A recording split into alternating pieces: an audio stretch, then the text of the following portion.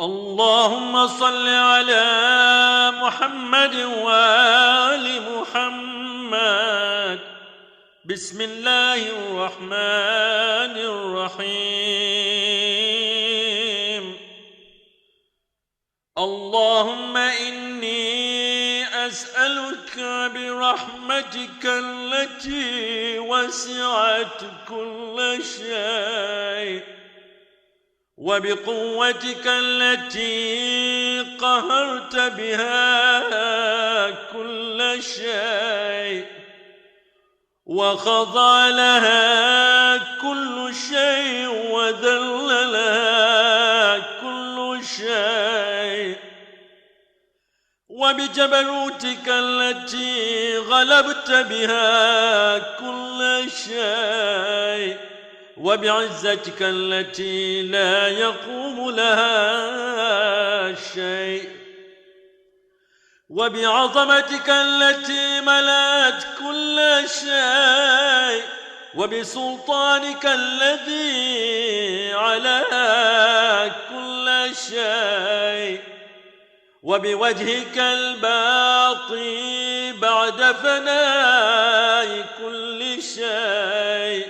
وبأسمائك التي ملأت أركان كل شيء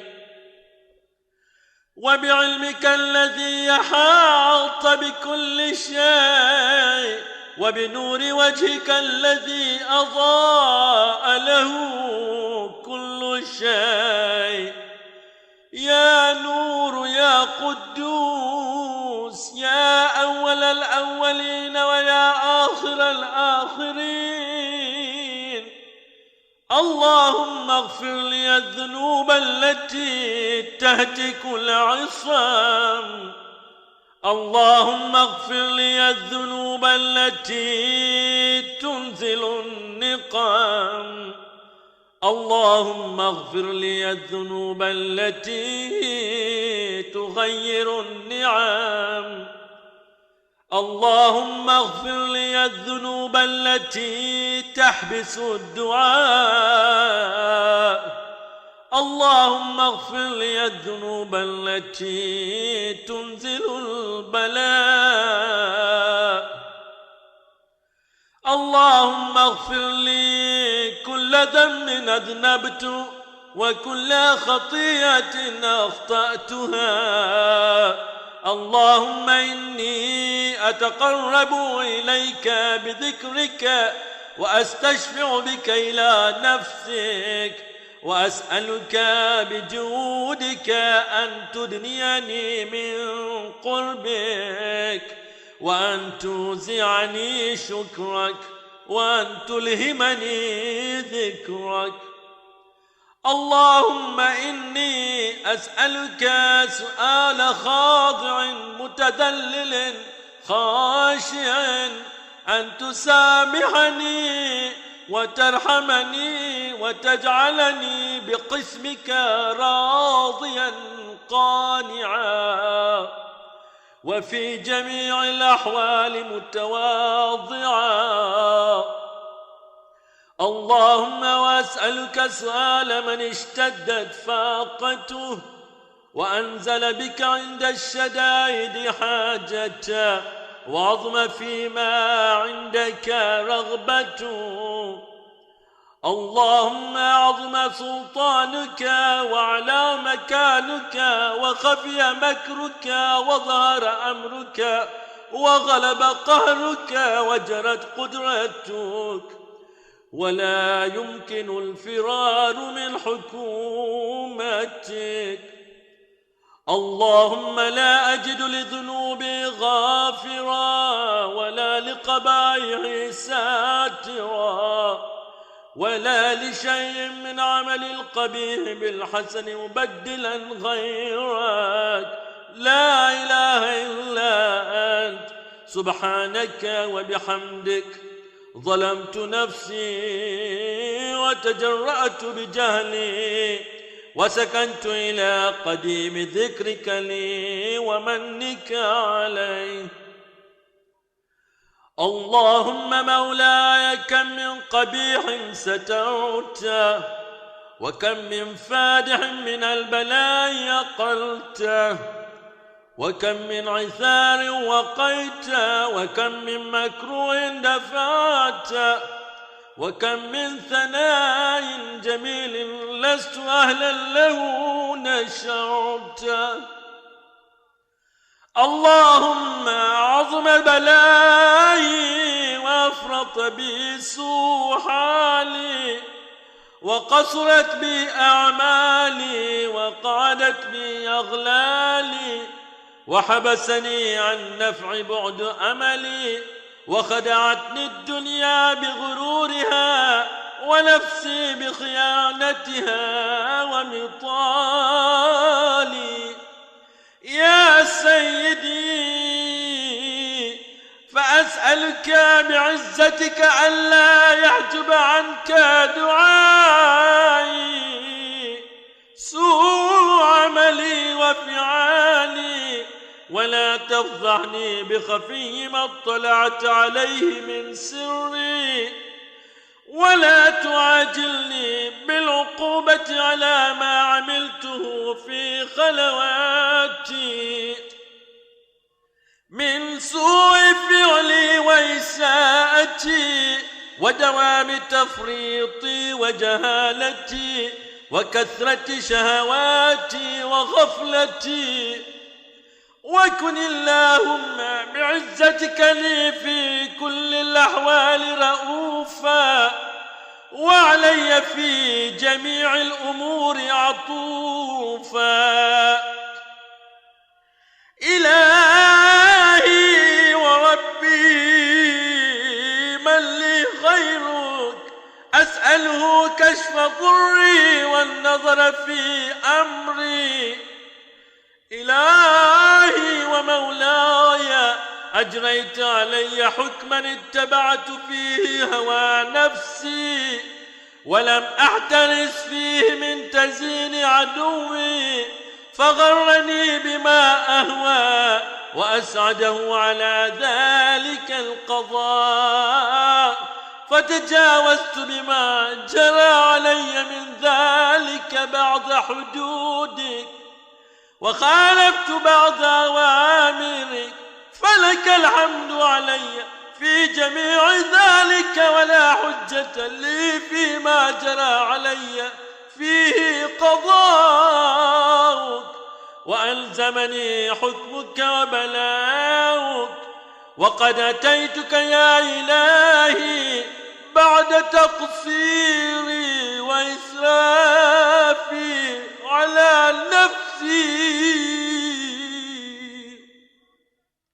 معتذرا نادما منكسرا مستقيلا مستغفرا منيبا مقرا مذعنا معترفا، لا أجد مفرا مما كان مني، ولا مفزعا أتوجه إليه في أمري غير قبولك عذري وإدخالك إياي في السعة من رحمتك. اللهم إلهي فاقبل عذري وارحم شدة ضري، وفكني من شد وثاقي. يا رب ارحم ضعف بدني ورقة جلدي ودقة عظمي، يا من بدا خلقي وذكري وتربيتي وبري وتغذيتي. هبني لابتداء كرمك وسالف برك بي يا إلهي وسيدي وربي. أتراك معذبي بنارك بعد توحيدك، وبعد ما انطوى عليه قلبي من معرفتك، ولهج به لساني من ذكرك، واعتقده ضميري من حبك، وبعد صدق اعترافي ودعائي خاضعا لربوبيتك. هيهات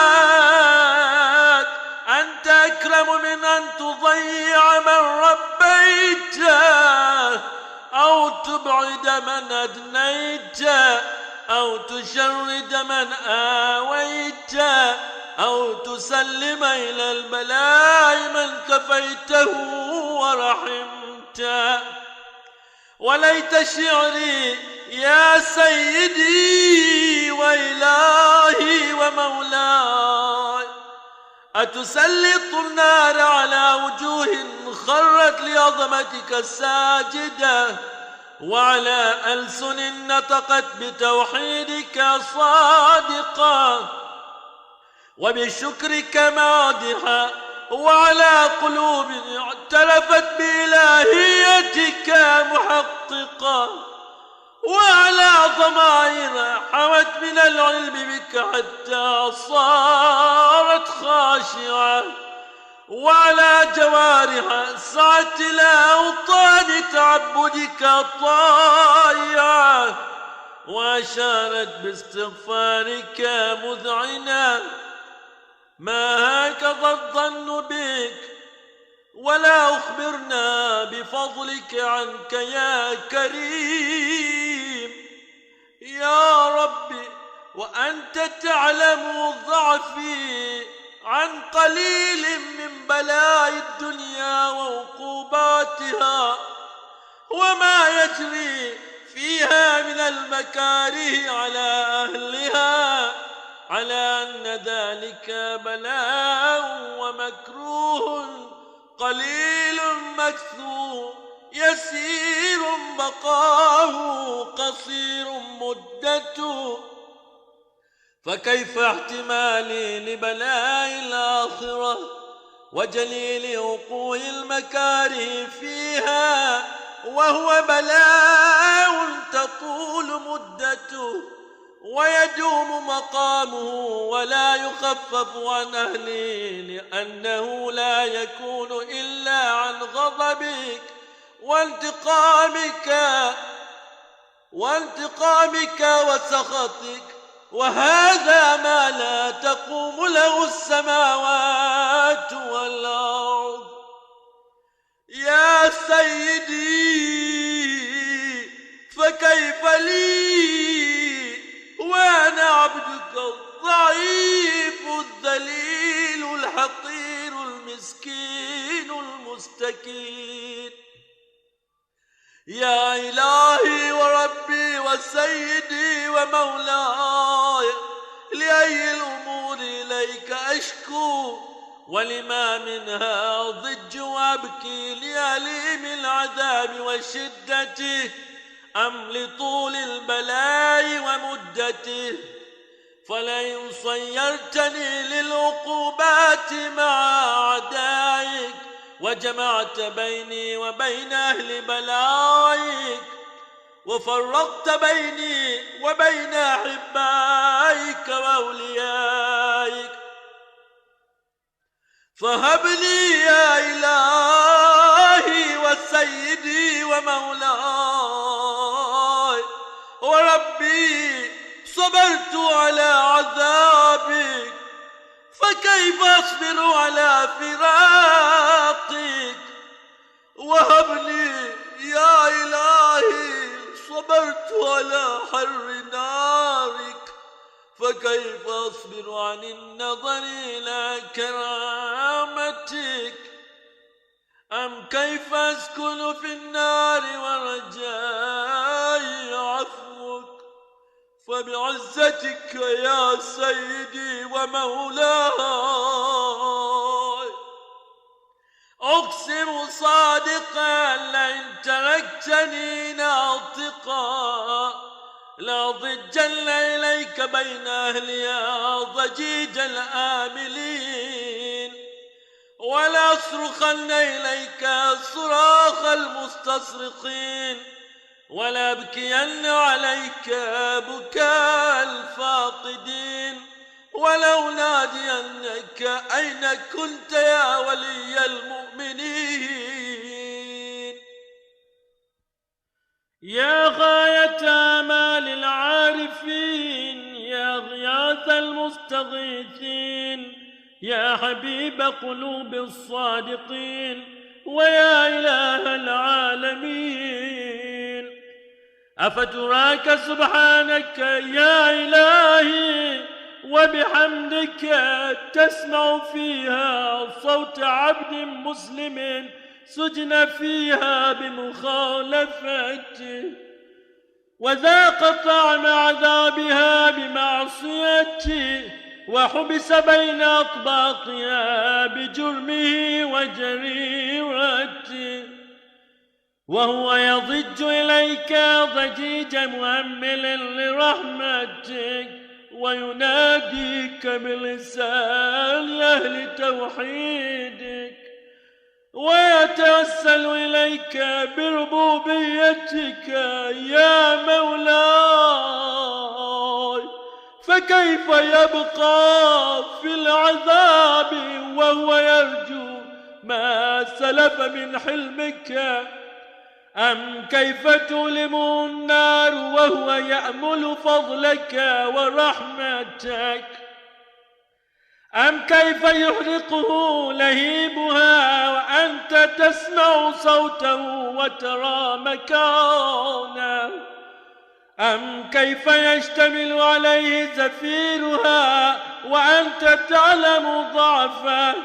أم كيف يتقلقل بين أطباقها وأنت تعلم صدقه أم كيف تزجره زبانيتها وهو يناديك يا رب أم كيف يرجو فضلك في إتقه منها فتتركه فيها هيهات ما ذلك الظن بك ولا المعروف من فضلك ولا مشبع لما عملت به الموحدين من برك وإحسانك فباليقين يقطع لولا ما حكمت به من تعذيب جاحديك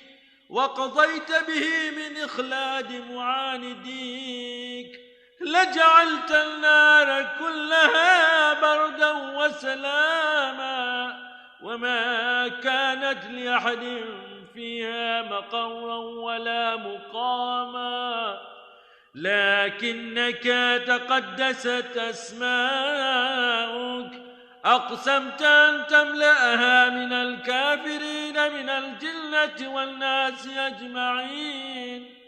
وأن تخلد فيها المعاندين وأن تجل ثناؤك قلت مبتدئا وتطولت بالإنعام متكرما أفمن كان مؤمنا كمن كان فاسقا لا يستوون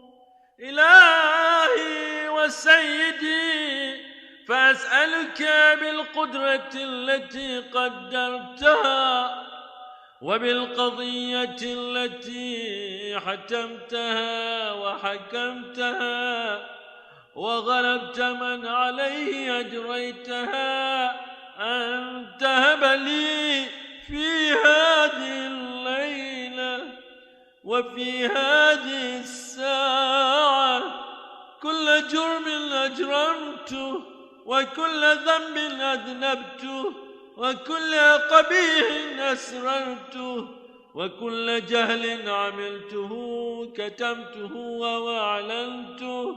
أخفيته وأظهرته وكل سيئة عملت بإثباتها الكرام الكاتبين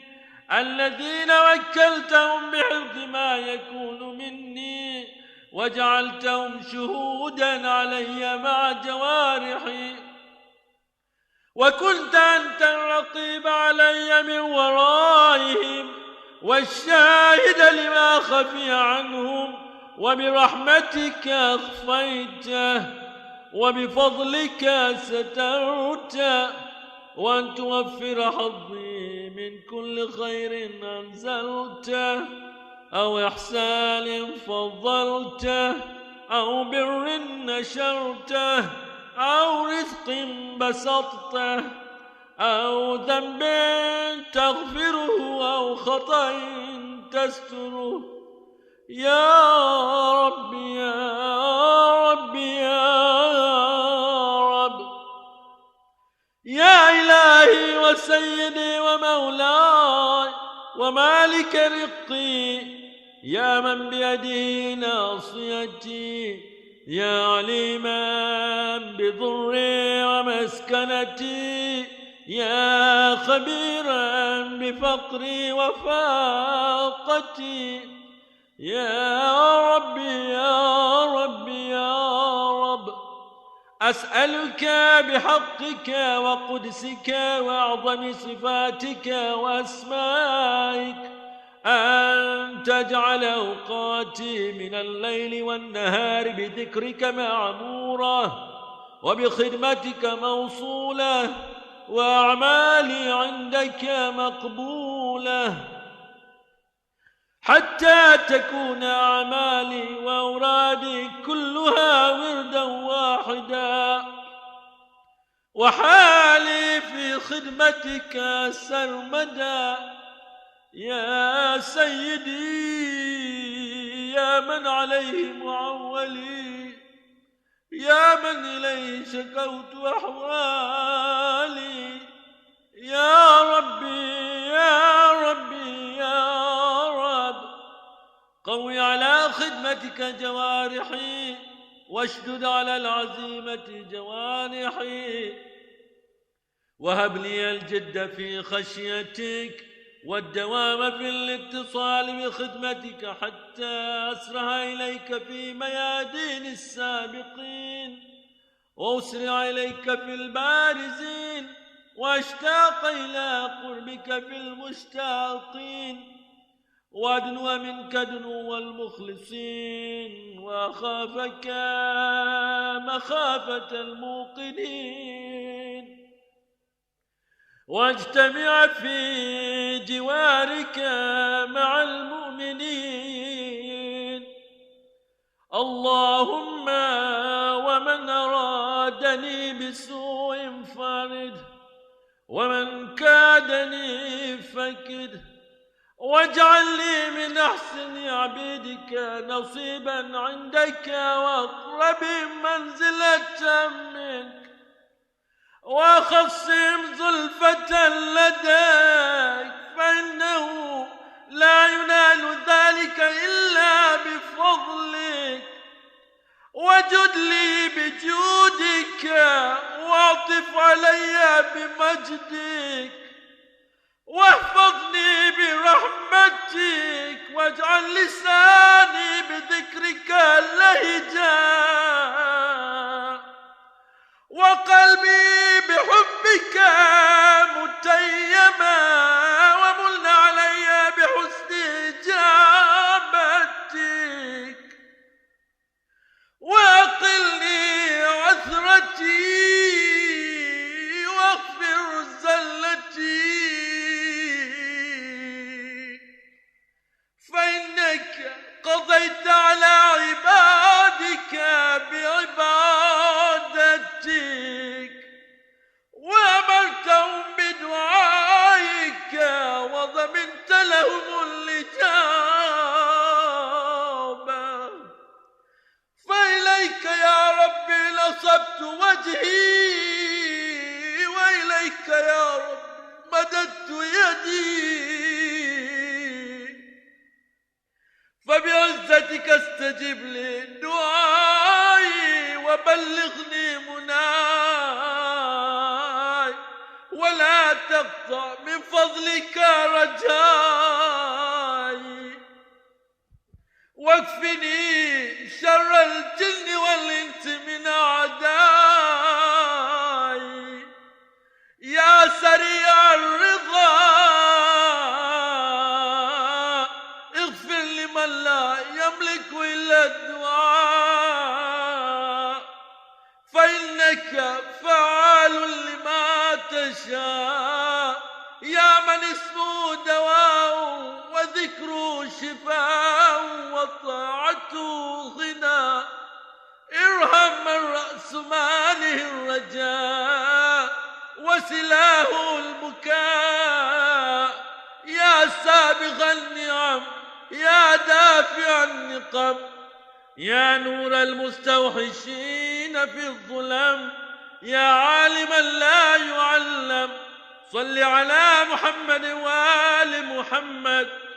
وافعل بما أنت أهله. وصلى الله على رسوله والأئمة الميامين من آله وسلم تسليما كثيرا. اللهم صل على محمد وآل محمد.